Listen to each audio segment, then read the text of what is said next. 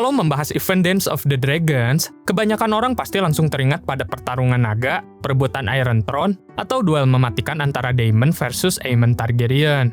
Padahal, di tengah kekacauan perang itu, sempat muncul seorang raja yang sama sekali bukan berasal dari keluarga bangsawan.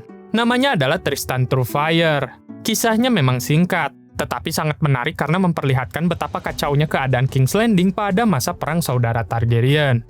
Bayangkan aja, seorang pemuda biasa yang sebelumnya hanya berstatus pengawal kesatria keliling tiba-tiba bisa duduk di atas Iron Throne dan memerintah ibu kota. Meskipun kekuasaannya tidak berlangsung lama, nama Tristan tetap dikenang sebagai salah satu dari 3 raja palsu yang sempat mengklaim tahta Westeros. Sebelum dikenal sebagai Tristan Truefire, Tristan hanyalah seorang squire yang melayani Sir Perkin the Flea, seorang Hedge Knight yang hidup berpindah-pindah tanpa memiliki wilayah kekuasaan. Archmaester Gildan menggambarkan Tristan sebagai pemuda bertubuh tinggi kurus dengan penampilan yang tidak terlalu mengesankan. Tidak ada yang istimewa darinya. Ia bukan putra bangsawan, bukan kesatria terkenal, bahkan tidak memiliki garis keturunan yang jelas. Namun semua itu berubah ketika King's Landing dilanda kerusuhan besar akibat perang Dance of the Dragons. Di tengah kekacauan tersebut, Sir Perkin the Flea melihat sebuah peluang besar. Ia mulai menyebarkan cerita bahwa Tristan sebenarnya adalah anak haram Raja Viserys pertama. Sulit mengatakan apakah Perkin benar-benar mempercayai cerita itu atau hanya memanfaatkannya demi ambisi politik. Yang jelas, di masa ketika rakyat sudah kehilangan kepercayaan kepada para penguasa, kabar seperti ini sangat mudah dipercaya. Perkin kemudian memahkotai Tristan sebagai raja dan mengumpulkan siapa saja yang mau bergabung di bawah panjinya. Hal yang paling menarik, Perkin tidak peduli siapa latar belakang para pengikutnya. Tentara bayaran, pencuri, penjahat, hingga rakyat jelata, semuanya diberi kesempatan menjadi kesatria. Dalam waktu singkat, ratusan Gutter Knight berhasil dibentuk. Sebuah pasukan yang mungkin tidak memiliki darah bangsawan, tetapi jumlahnya terus bertambah. Kekuatan Tristan semakin besar ketika sebagian anggota Gold Cloak yang menjaga Rivergate membelot. Pasukan yang dikenal sebagai Garnison Mudfoot bahkan membunuh kapten mereka sendiri beserta 3 orang sersan, lalu mengibarkan panji Tristan di atas benteng Rivergate. Keberhasilan ini menjadi titik balik yang membuat semakin banyak orang percaya bahwa Tristan benar-benar memiliki peluang merebut Iron Throne.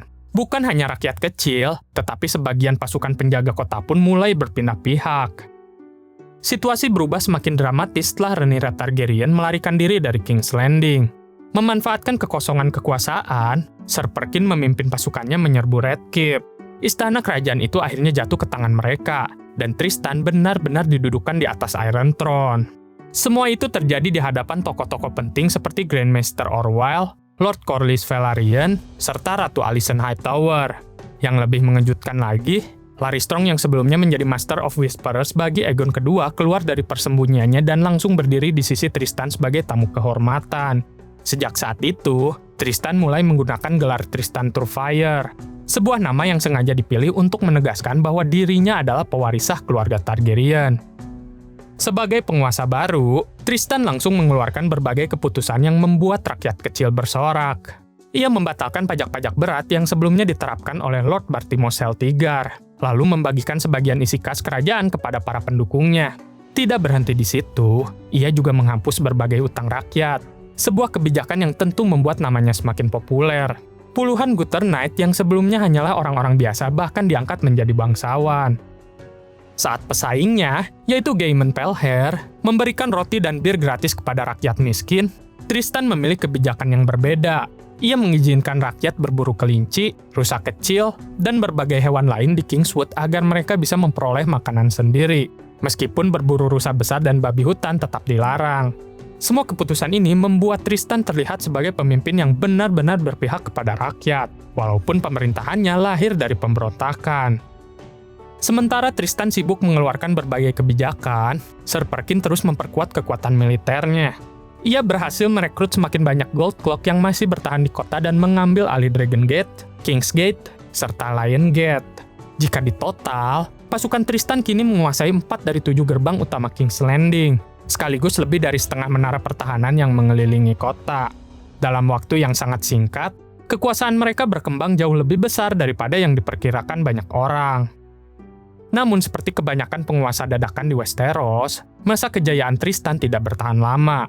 Setelah Rhaenyra Targaryen meninggal di Dragonstone, pasukan Lord Boros Baratheon bergerak menuju King's Landing.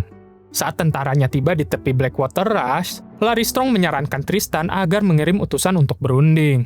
Maka berangkatlah Larys bersama Grandmaster Orwyle dan Ratu Alicent Hightower membawa bendera perdamaian. Hasil perundingan itu ternyata sangat mengejutkan. Boros bersedia memberikan pengampunan kepada Ser Perkin beserta seluruh Gutternatnya atas semua tindakan mereka. Namun ada satu syarat yang tidak bisa ditawar. Tristan sebagai raja palsu tidak akan mendapat pengampunan. Menyadari kenyataan itu, Ser Perkin akhirnya memilih menyelamatkan anak buahnya daripada mempertahankan Tristan. Ketika Boros memasuki Red Keep, panji-panji Tristan sudah diturunkan dan sang raja palsu telah ditangkap. Ia kemudian dijebloskan ke penjara bawah tanah bersama dua pemimpin pemberontakan lainnya, yaitu Gaemon Palehair dan Shepherd. Ketiganya menunggu keputusan akhir dari Raja Aegon kedua yang segera kembali ke ibu kota. Menurut Mushroom, ketika Tristan akhirnya dihadapkan kepada Raja Aegon kedua, awalnya ia masih menunjukkan keberanian dan tidak gentar sedikit pun. Namun keberanian itu langsung menghilang saat melihat Ser Perkin berdiri di sisi Aegon kedua. Orang yang selama ini mengangkatnya menjadi raja ternyata kini berdiri bersama musuhnya. Sejak saat itu, Tristan tidak lagi membela diri. Ia juga tidak memohon belas kasihan. Sebaliknya, ia hanya mengajukan satu permintaan terakhir sebelum dihukum mati. Ia ingin diangkat menjadi seorang kesatria terlebih dahulu. Permintaan itu ternyata dikabulkan oleh Aegon kedua, namun sang raja sengaja mengubah gelarnya. Tristan tidak diberi nama Ser Tristan Truefire, karena kata Truefire dianggap terlalu sombong dan seolah mengklaim dirinya sebagai pewaris sejati keluarga Targaryen. Sebagai gantinya, Ser Marston Waters mengangkatnya menjadi kesatria dengan nama Ser Tristan Fire. Tidak lama setelah prosesi itu selesai, Ser Alfred Burum langsung mengayunkan pedang Blackfire dan memenggal kepalanya. Dengan begitu, berakhirlah kisah seorang pemuda biasa yang sempat duduk di Iron Throne hanya karena kekacauan perang. Tristan Truefire mungkin hanya memerintah dalam waktu yang sangat singkat, tetapi kisahnya menjadi bukti bahwa ketika sebuah kerajaan dilanda perang saudara, bahkan orang yang tidak memiliki darah bangsawan sekalipun bisa mendadak menjadi raja, meski pada akhirnya harus membayar mimpi itu dengan nyawanya sendiri.